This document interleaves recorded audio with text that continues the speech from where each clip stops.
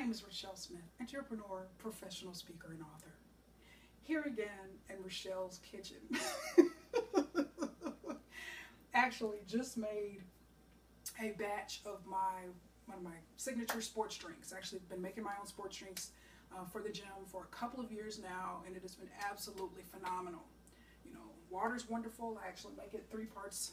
My water bottle, you'll see it, 3/4 parts water, and the other 4th parts is actually consists of my sports drinks, which of course rotate out every week. So you see the color changes because I like variety in my life. So anyway, but one thing that I've learned is if I make my sports drinks too sweet, I will have a very hard time pacing myself in terms of rehydrating during my workout, because I clock a lot of time in the gym. My workouts are very cardio intensive, and so I've just kind of had to learn that lesson, that hard lesson early on. If I make them too sweet, I'm going to front load after my first couple of machines, first couple of cardio machines, 2-3 cardio machines, and just my energy is going to fizzle out towards the end. And so because I need the electrolyte replacement since I'm sweating so much for cardio. I also need the carbs, replacing my glycogen stores, all of that kind of stuff. And so it's all handy within my sports drink. So I actually have to make them in order to pace myself. Actually make my sports drinks slightly bitter.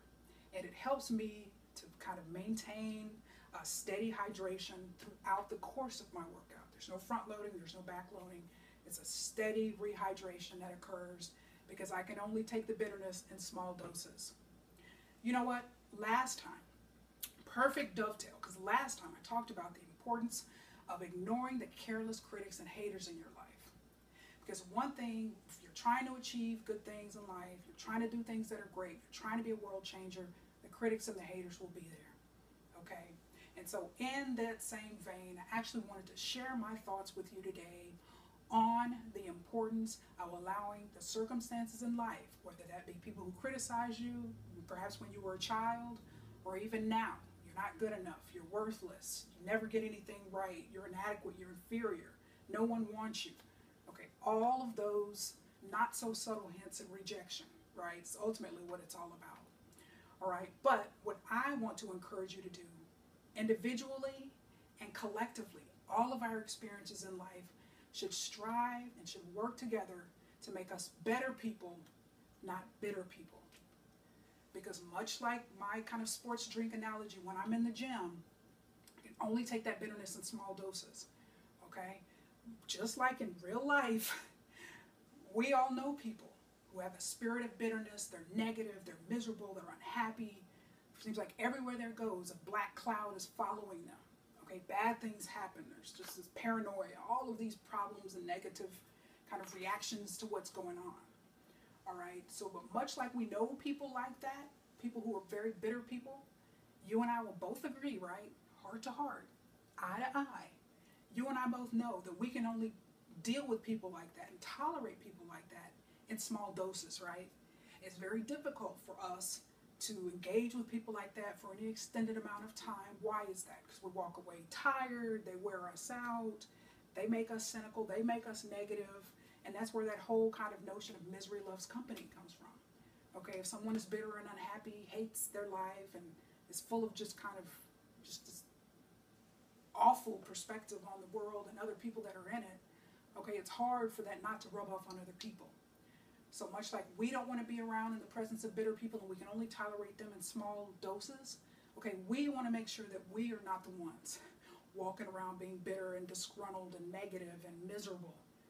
Okay, all of those type of negative kind of standards of being or states of being, states of mind, don't want any part of that.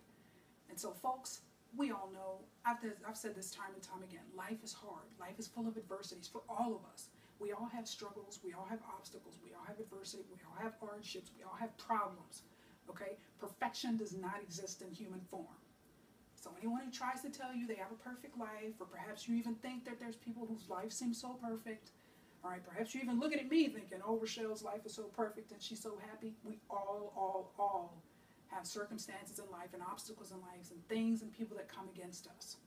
And so, but what I want to encourage you to do is something that I've kind of always strived to do is allow these experiences not to make us bitter people, but instead to make us better people.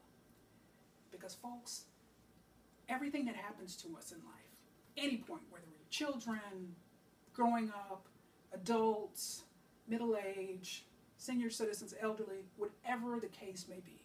Okay, things happen to everyone, good and bad. And so, but it's always, even bad circumstances, even bad things happening in our lives provide wonderful opportunities for us to learn, to grow, to mature, to become more compassionate, more understanding people. All right, to become better people, truly, at the end of the day. So allow the good and bad things that happen to us in life to really shape us and to mold us into the people that we are today. Because I can tell you, I'm the queen of adversity. There's no denying that. But I wouldn't be the person that I am today without all of the adversity if I hadn't been through all of the adversity. Because I wouldn't be able to stand before you right now with any degree of credibility if I hadn't been through a lot of adversity telling you I've done it and you can do it too. You have what it takes. Because I've been there. I know what it's like. I know what it feels like when you feel like you're banging your head up against the wall, or you pursue something for a long time and it doesn't work out, or you're just having a hard time working out. Then you get that breakthrough when you least expect it. All right? So at the end of the day, folks, don't be bitter. We want folks to interact with us, to engage with us, to be in our presence because they want to, because they enjoy our company, because our presence is uplifting. All right? How many of us know Debbie Downers or negative Neds? We know plenty of people. Complaining Carla. All right?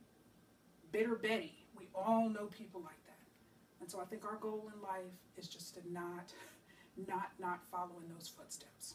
The world has enough of that already. What the world needs now is positivity, light, hope, inspiration, happiness, optimism, determination, okay? A rugged bulldog spirit, okay? Confidence, courage. There's so many things that the world needs now, but it does not need another negative, bitter, unhappy, miserable person. So won't you accept my challenge today? Whatever has happened to you in life, whatever will happen to you in life in the future, make a promise, make a vow to yourself that it will make you a better person no matter what. Everything will work together for your good, all right? And it will make you a better person and not a bitter person, but the choice is ultimately up to you. So thanks so much for your time. Make it a wonderful day.